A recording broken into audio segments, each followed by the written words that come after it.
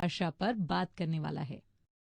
साथ ही साथ हम इस कोर्स में ये भी टटोलने वाले हैं कि क्या उनकी घर की भाषा को स्कूल में शामिल करने की जरूरत या कोई फायदा है या नहीं। चलिए इस कोर्स की शुरुआत कक्षा की एक झलक के साथ करते हैं। आप रोज कितने बजे स्कूल आते हैं? हम रोज सुबह 10 बजे स्कूल आते हैं। हम रोज भोरे 10 बजे स्कूल आबै छी। तुलसा, ऐसे मत बोलिए। ऐसा बोलना सही नहीं है। आप सही से बात करना सीखें। देखने में तो ये बातचीत किसी भी कक्षा में होने वाली बातचीत लगती है। असल में ये है भी। क्या इस बातचीत में कुछ गड़बड़ या गलत लगा? शायद नहीं। आखिर शिक्षक होने के नाते हमारा फर्ज बनता है कि हम बच्चों को ठीक से भाषा को सीखने और बोलने में मदद करें। मुझे पूरा यकीन है कि आपने तुलसा जैसे कई बच्चे अपनी कक्षा में कभी न कभी देखे होंगे। आखिर भारत में भाषाओं में इतनी विविधता है। चलिए कक्षा के इस दृश्य में छुपे मुद्दे को गहराई से समझने की कोशिश करते हैं। तुलसा अपने घर की भाषा मगही में बात कर रही थी। आपके अनुसार शिक्षक ने तुलसा को ठीक से बात करने की सलाह क्यों दी थी? तुलसा ऐसी भाषा इस्तेमाल कर रही थी जो स्कूल की नहीं है। तुलसा ऐसी भाषा का इस्तेमाल कर रही थी जो हमारे देश में अमान्य है। तुलसा ने गलत वाक्य संरचना का इस्तेमाल किया था। तुलसा ने काफी गलत, गंदी बात की थी।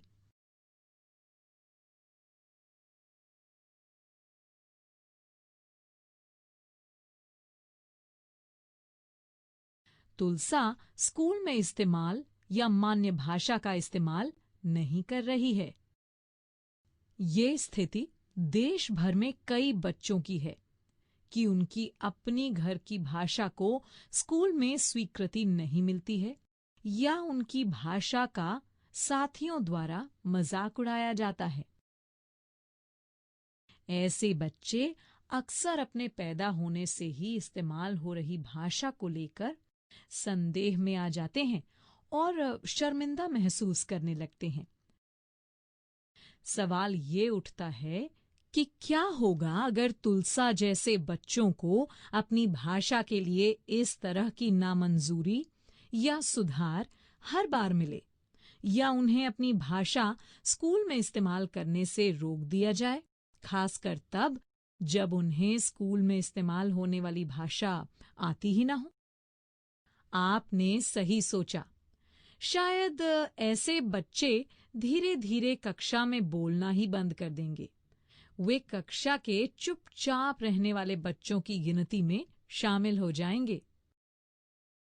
तुलसा जब वापस अपने घर गई तो उसने माँ को बताया कि आज स्कूल में फिर उसको अपनी घर की भाषा में बात करने के लिए डांट पड़ी। उसने अपनी माँ से गुस्से में काफी सवाल पूछे। भाषा किया मना कैल गेलै? हमर ई भाषा किया मना कैल गेलै? ओहे भाषा खाली कैला? हमर भाषा कोनो खराब अछि की? हम स्कूल के भाषा नहीं जाने छियै त केना बजबै? हम दुनू भाषा नहीं बाजि सकै छी। तुलसा के अनुभव के आधार पर हम बच्चों की घर की भाषा और स्कूल की भाषा के बारे में क्या कह सकते हैं? उपयुक्त विकल्प या विकल्पों को चुनिए। घर में और स्कूल में इस्तेमाल होने वाली भाषा अक्सर अलग होती है। स्कूल की भाषा घर के मुकाबले ज्यादा औपचारिक होती है। दोनों ही भाषाएं बिल्कुल एक ही तरह से इस्तेमाल की जाती हैं। स्कूल की भाषा किताबों की भाषा से काफी प्रभावित होती है।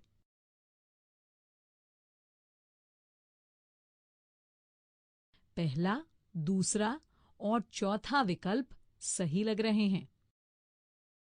ऐसा मुमकिन है कि कोई बच्चा घर पर मैथिली, मगही, अंगिका, बज्जिका, भोजपुरी, बुंदेली, छत्तीसगढ़ी या कोई और भाषा बोलता है।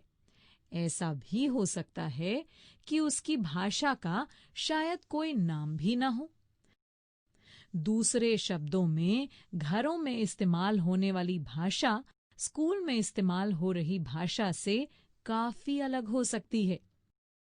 चलिए, मैं आपके साथ अपने एक साथी दोस्त द्वारा अपनी कक्षा में देखा गया एक किस्सा साझा करती हूँ। उसकी कक्षा में शबनम नाम की एक लड़की थी जो हमेशा ही चुप रहती थी। मेरी दोस्त ने बताया था कि शबनम कभी भी कक्षा में भाग नहीं लेती थी। जब उसका नाम लेकर भी उससे कुछ बोला जाए तब वो कुछ खास नहीं बोलती थी। एक दिन मेरी दोस्त शिक्षिका ने कक्षा में वाष्पीकरण और संघनन पढ़ाया। शबनम, तुम बताओ, वाष्पीकरण और संघनन किसे कहते हैं?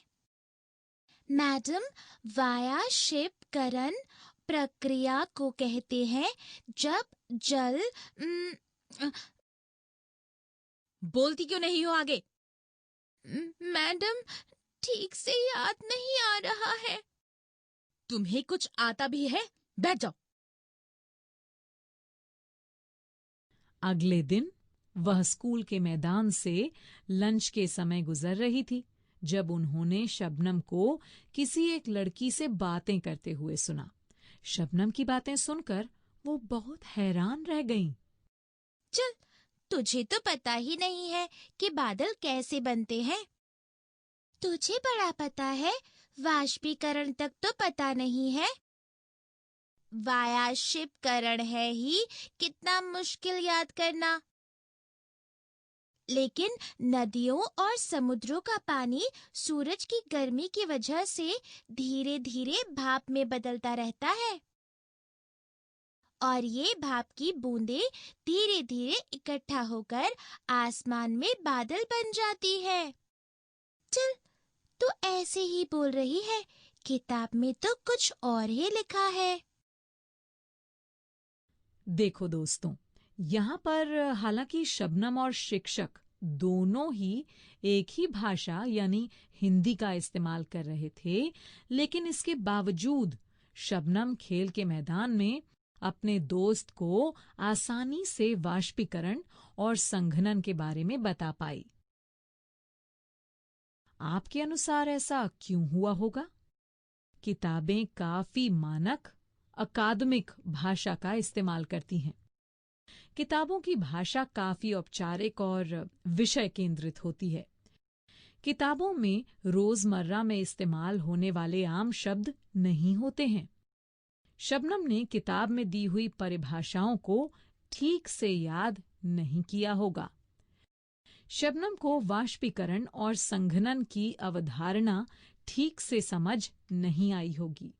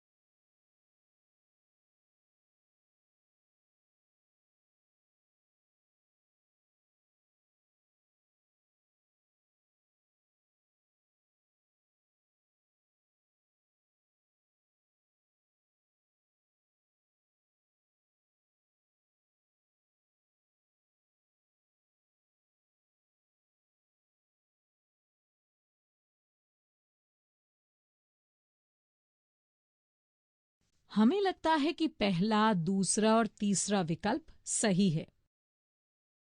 इसमें कोई दो राय नहीं है कि शबनम ने अवधारणा को अच्छी तरह से समझा। बस वह औपचारिक भाषा और किताबों में इस्तेमाल होने वाली तकनीकी शब्दों से जुड़ाव नहीं बना पाई थी।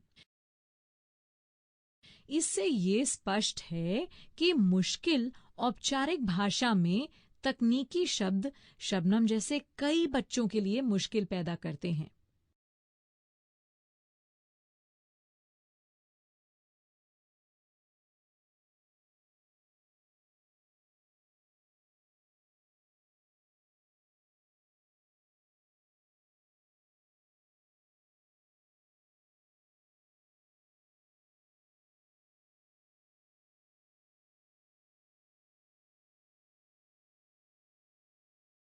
आगे कोर्स में हम देखेंगे कि न केवल तकनीकी शब्द बल्कि भाषा के व्याकरण के कुछ पहलू भी काफी बच्चों के लिए कठिनाई पैदा कर सकते हैं। शोध से ये बात पता चलती है कि स्कूल में इस्तेमाल होने वाली भाषा और बच्चों के घर की भाषा में काफी अंतर होता है।